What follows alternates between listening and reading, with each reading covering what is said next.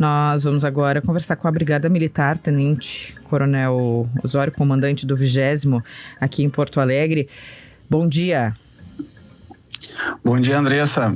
Bom dia, Giane. Bom dia, Rosane. Bom dia a todos os ouvintes da Rádio Gaúcha. Obrigado pela oportunidade. Nós recebemos muitos avisos a tarde passada e seguimos recebendo mensagens a respeito dessa abordagem quando a Brigada Militar foi chamada para conter um homem que estava em surto, de acordo com as testemunhas que estavam no local. E esse homem acabou sendo morto. O que aconteceu exatamente, o que a Brigada encontrou quando chegou à casa do Eric Christian da Silva Vargas, de 29 anos? Andressa, ontem por volta entre 14 e 15 horas, nós recebemos 3 chamados pelo telefone 190 de senhoras, era uma tia, a mãe, né, de um rapaz que estava dentro da casa e ele estava descontrolado e elas precisavam de ajuda para contê-lo, porque a informação delas é que ele estava com um surto. Bom, a primeira viatura que foi disponível, nós já encaminhamos imediatamente lá para ajudar as senhoras. Quando se chegou, os policiais chegaram lá, conversaram com a mãe do rapaz, do Eric, e aí ela informou a situação, né, que ele estava muito violento, que ela precisava de apoio para conter o rapaz.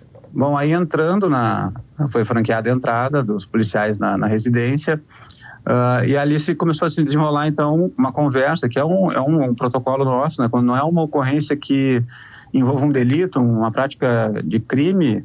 Bom, então a gente verificou naquele primeiro instante ali que era uma questão de saúde, onde havia um indivíduo violento e as senhoras aí precisavam de ajuda. Então, isso começou uma conversa, os policiais dialogaram com o Eric, e aí em determinado momento começa então, o Eric avança aos policiais. E aí começa então primeiro o uso da arma de incapacitação neuromuscular que nós temos, né, a marca Taser, coloquialmente falando, e ao final, ao que está sendo, né, já veiculado desde ontem, né, veio então o uso da arma de fogo e a morte do Eric. Bom, existem vários detalhes ali dentro da ocorrência que é muito ainda incipiente, muito cedo para que nós informemos assim, quais são os detalhes que vieram a causar essa ação policial, né? Porque é uma ocorrência muito difícil de ser atendida, muito delicada, então onde o policial ele tem que agir, ele tem segundos para decidir. Então, assim, respeitando ali a dor dos familiares e também, com certeza, ali os trabalhadores da segurança pública, que são os policiais que atenderam a ocorrência, nós, de imediato, ontem mesmo, já instauramos um inquérito policial militar e, em paralelo também, já imediatamente a Polícia Civil, né, o delegado da Delegacia de Homicídio já esteve no local, o Instituto de Perícia esteve no local, e eles também já instauraram em paralelo um inquérito policial para investigar isso e a decisão do comando, a ordem do comando é que nós rapidamente elucidemos todos os fatos. Mas o senhor já ouviu os policiais que atenderam a ocorrência, porque ao leigo, a nós todos chama a atenção a falta de capacidade de conter esse homem que estava agressivo e que estava em meio a um surto, mas com uma arma de fogo e não mais com choque. E aí, provocando a morte dele. Então assim, sim, a gente conversou com eles, né? Eu imediatamente quando a ocorrência aconteceu, e é uma praxe nossa de cada comandante dialogar com seus policiais, entender como é que foi os meandros da ocorrência, porque cada ocorrência é um tipo de ocorrência. Nós temos o nosso procedimento operacional padrão, mas cada situação é uma. Então, por muitas vezes... Qual é o padrão, até para o nosso ouvinte entender, qual é o procedimento padrão para uma pessoa em surto? Até lhe pergunto, porque muitas pessoas, muitos ouvintes perguntam aqui, a pergunta de sempre, por que não atiraram nas pernas? Por que não atiraram nas mãos e atiraram numa parte do corpo que é fatal? Perfeito. o nosso procedimento padrão, nós vamos num degrau a degrau, né? A primeira abordagem que se faz é no diálogo. Vamos ver primeiro se nós conseguimos resolver todo esse conflito dentro de uma ocorrência na base do diálogo. Conversamos com as pessoas envolvidas, verificamos, entendemos qual é o cenário rapidamente, porque nós não temos muito tempo. Rapidamente conversamos com a pessoa, nesse caso, essa pessoa que estava necessitando de ser contida, né, conversamos com ela, há um diálogo, né, e o interessante, que é importante que saibamos que toda a ação policial de ontem ela foi filmada pelas duas câmeras, o policial e a policial que estavam atendendo a ocorrência filmaram toda a ocorrência. O senhor já viu essas imagens? Já vi as imagens e claro, eu já vi as imagens com certeza e qual foi sua avaliação inicial? Respondendo aquela primeira pergunta ali, eu entendo que qual é o procedimento padrão? O primeiro degrau é o diálogo. Depois, se não há o diálogo, aí nós começamos a usar, então, as nossas ferramentas. Nós temos o bastão policial, nós temos também a arma de incapacitação neuromuscular e a arma, ontem, ela foi usada por 2 vezes. Né, o policial atingiu com os dardos o Eric, ele utilizou da arma, né? Numa segunda vez ele atirou de novo a arma de incapacitação neuromuscular, né? Então existiu nessa primeira análise prévia, né, que a gente pode verificar todas as questões ali e podemos achar daqui a pouco alguma incongruência na ação policial. Por isso que eu não quero bater o martelo aqui e dizer qual é a minha análise. A minha análise ela é uma análise ainda superficial, porque eu não ouvi, por exemplo, os parentes, né, as senhoras que estavam lá. Então eu vejo ali então, respondendo ali, então tem todo um degrau, né, uns degraus que têm que ser cumpridos, né, para que depois a última rácio, o último recurso do policial, aí venha a ser arma de fogo, né? Cabe salientar que, se usou ali o diálogo, se usou por duas vezes a arma de incapacitação neuromuscular e lembremos que as pessoas que estão nos ouvindo que a arma tem um potencial muito grande de incapacitar as pessoas e mesmo assim foi infrutífera essa ação e os dardos foram conectados, né, no corpo do Eric. E, mas ainda hoje, né, faz um dia só, se nós começarmos a dialogar muito sobre esse processo, entendo eu que eu posso ser até leviano em não aguardar o que o encarregado do inquérito vai verificar, porque como eu entendo importante, nós precisamos ouvir as pessoas que estavam lá, a mãe, a avó, a tia do Eric, né, porque daí elas também trazem aquela percepção delas ante a ação. Então, assim, de uma forma genérica, não no caso específico, numa forma genérica, há uma escalada de uso da força policial. Então, o uso moderado, ele começa até o final, que é, sim, aí o policial entendeu, ele entendeu naquela fração de segundos ter de usar a arma de fogo. Então, assim... a Jenny me pergunta, qual é a minha percepção? Eu ainda preciso ter todos os subsídios para analisar, para depois eu bater o martelo e dizer, olha, eu entendo que a ação foi correta ou a ação careceu de técnica policial. Eu ainda preciso ser muito cauteloso para eu afirmar assim, uma conclusão tão importante para um assunto tão sério. Qual vai ser o trâmite, comandante do 20º Batalhão de Polícia aqui de Porto Alegre, em relação às imagens? Porque é a primeira vez que a gente tem algo desse tamanho com policiais utilizando câmeras corporais. Elas serão divulgadas? Elas serão para uso interno? Como é que vai ser isso? Ontem mesmo nós já solicitamos, a Interna Muros aqui, obviamente, o nosso comando já rapidamente já disponibilizou as imagens ali para o encarregado do inquérito policial militar, né? Já foi escalado, já foi designado um capitão para fazer o inquérito policial militar. A mesma coisa nós entregamos já, mediante o pedido da Polícia Civil, né? Já está à disposição da Polícia Civil para para a entrega das imagens ali para a investigação da Polícia Civil, né?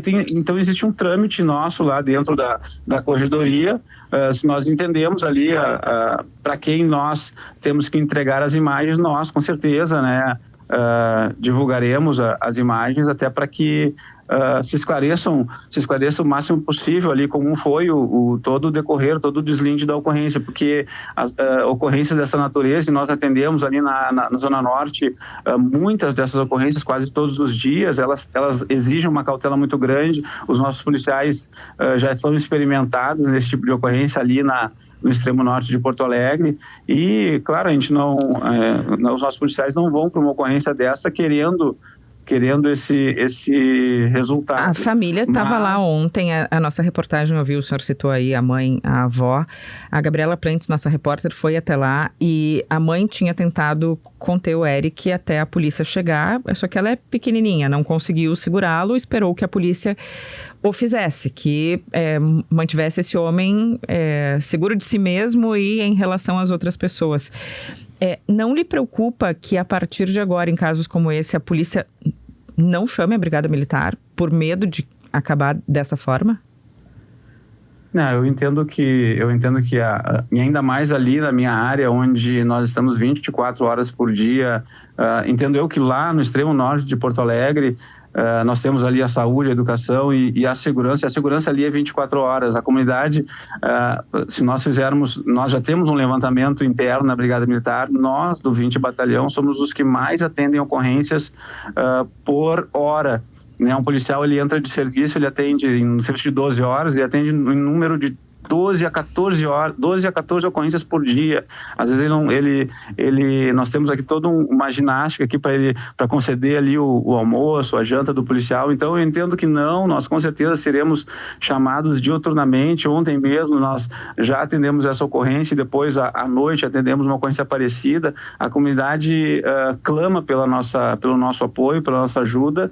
Eles sabem que 24 horas por dia, pode ser que nós demoremos, haja vista o grande número de ocorrências que nós atendemos, pode ser que demoremos um pouco, mas nós vamos. As pessoas sabem que ligando para o 190, pode ser que nós demoremos, ok, mas alguma resposta a brigada vai dar. Então, assim, eu não tenho receio nenhum de que a comunidade pode ser que não nos chame, ok, mas nós somos o único recurso que muitas famílias têm, né? Então é por isso que nós eu fico pensando na mãe, comandante, e eu imagino que o senhor pense nisso também, né? Na mãe que chamou achando que o filho seria contido e o filho acabou morto, né? Porque é uma confusão de sentimento nesse momento, porque ela estava numa situação difícil, mas ao mesmo tempo não esperava esse desfecho, né? É por isso, comandante, eu queria lhe perguntar sobre uma necessidade de reciclagem dos policiais.